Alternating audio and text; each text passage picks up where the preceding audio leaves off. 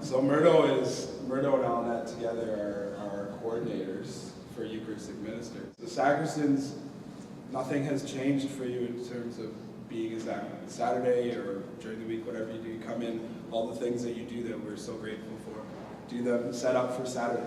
Now the difference is that Eucharistic Ministers, after the Saturday night Mass, you take over after that. That's what we're asking for. That's where the difference happens. So Eucharistic Ministers prepare for the next Mass. Okay? It's not in the sacrament. There's been confusion over the past couple of years who's doing what in between the Masses. So we're asking for Eucharistic Ministers as a crew or as a team from the 5 o'clock Mass to set up for the 8:30. 8:30 crew set up when you're done for the 10:30. 10:30 sets up for the 7 o'clock. Okay? And at each of those Mass times, there's a leader, which Murdo will talk about. The L on the schedule is responsible to make sure that everything is ready when you get here, if you need to add anything or whatever. Okay, so between Murdo and Brenda, we're going to demonstrate, or they're going to talk about what does it mean for you to prepare for the next Mass. Okay, just to make sure that everything is covered. At Masses some days, you're going to get questions from people that haven't been here or that haven't read an email, and you might have to encourage them and say, no, it's on the list here, this is what we do. Okay. So ministers have a responsibility to find a replacement if they're unable to attend their schedule. And that's really important. That's really important. A simple thing. You know, when we do our lineup at the here on the altar, when Father brings the chalices from the altar over to you, if you're on a chalice for that day, just put your hands up.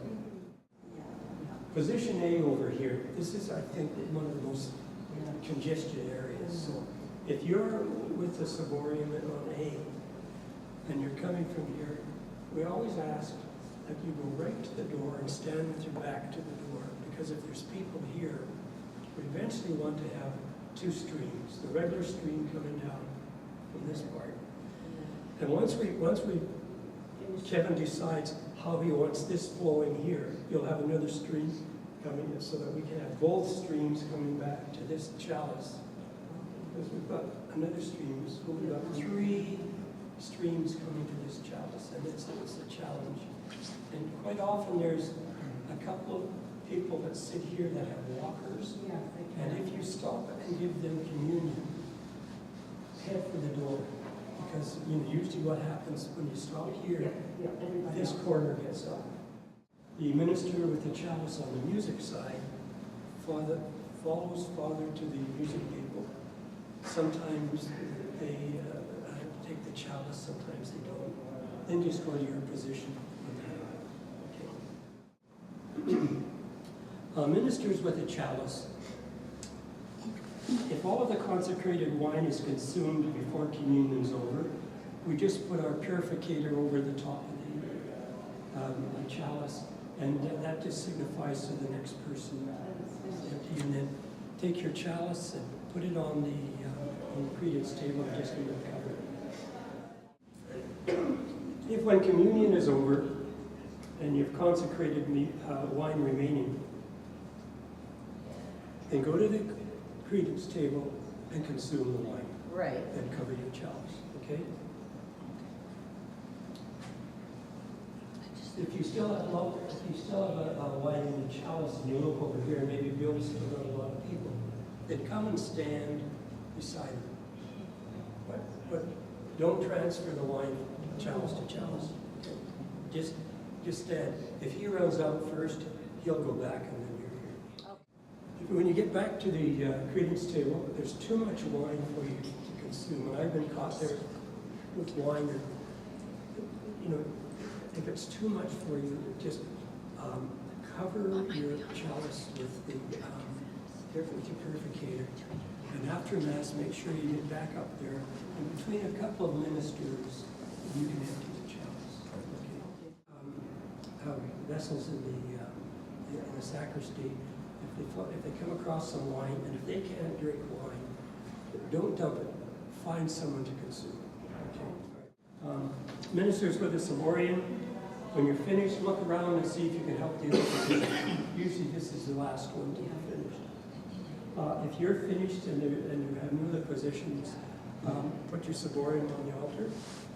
If you're the last minister to take your ciborium to the altar, if you're the first, go and sit down.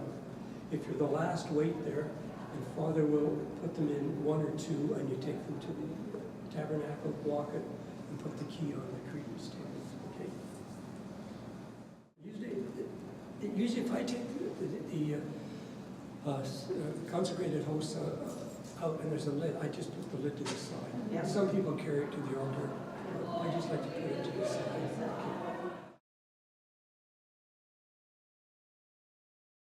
When you arrive, just do a visual check that and we're not checking up on sacristan or anything, but just check that you've got the gifts and got ciboriums on the gift table.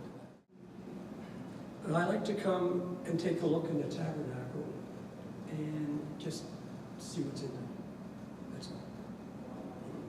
Because if it hasn't been a sacristan that set it up, and we're washing and setting up in the sacristy, there may only be 50 left in the tabernacle, and I think I'm doing my job because I fill up here and we're short. So just take a peek. If you guess that we're short, add some hosts to the gift table. Okay. Better to be a bit over than the 5 p.m., 8:30, and 10:30. Need 3 chalices on the credence table. Not on the gift table, they have to be up there. They need 4 ciboriums, counting what's in the tabernacle, what's on the gift table, which is usually 2 and 1, and a spare one here. And this is a visual thing here. If we get caught short when you're coming up, sometimes someone's had to go back and pick up a ciborium. Okay, we can fix that.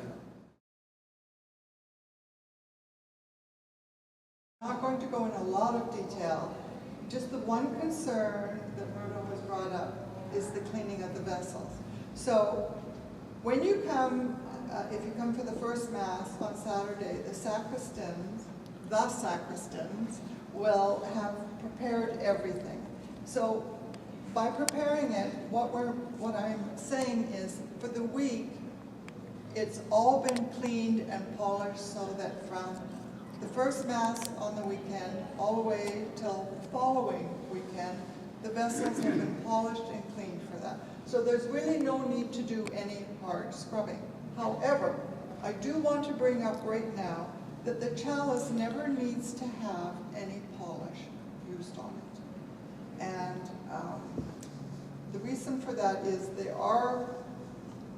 they have a finish on them, and also any kind of chemicals or anything, you don't want that inside the chalice because it really never comes out clean. So please do not use any polish on the chalice. Also, there's very often a lot of decorative things on the chalice, and if you use polish, it gets in there and it remains there. So the chalice should not be cleaned with anything other than water, and at most maybe a little baking soda or a little liquid detergent, but make sure it's rinsed very, very clean after that. So this is how it'll be before Father does Mass. We just push it in the chalice. That way, when the chalice is picked up or moved or carried, it's not likely to fall on the floor. All the vessels are put on the credence table and they need to be cleaned. They cannot be left soiled. First thing you would do when you go back to the sacristy is just remove all the purificators and dispose of them. On some rare occasions, be a little bit of wine left in there when you get back. So that was discussed earlier. That has to be consumed because it's blessed.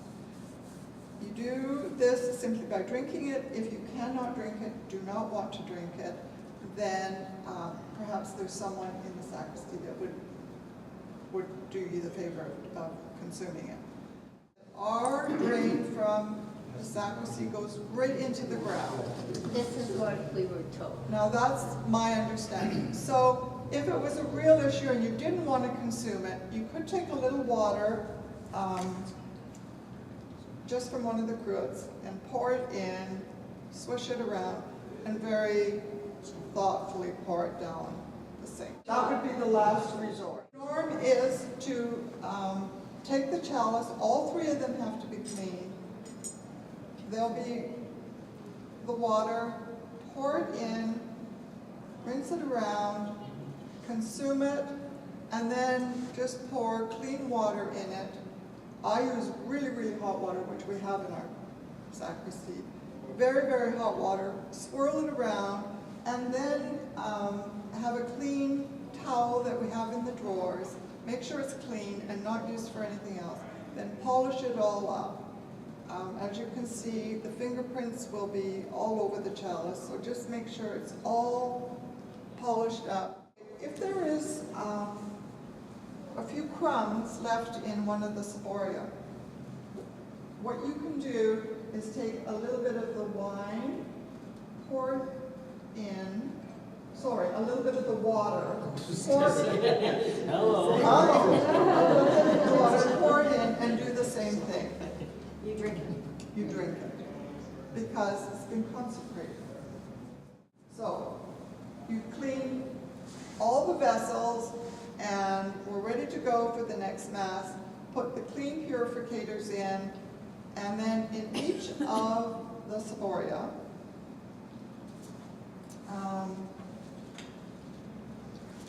you go with the key, and I'm guessing we have at least 200 in there already. So I'm thinking another 2 sleeve. And you can just disperse it so that you can have the 4 ciboria. And then, of course, on the weekend, you use the big, big host. The evening Mass, Father doesn't want you to put any hosts out. Am I correct? That's right. It doesn't, yeah, leave it in the sleeve. Just leave it in the sleeve. Don't that you wanted the chalices put up on the credence table. I would say to do that, with the exception of the 10:30 Mass, I think they should stay in the sacristy. Yeah.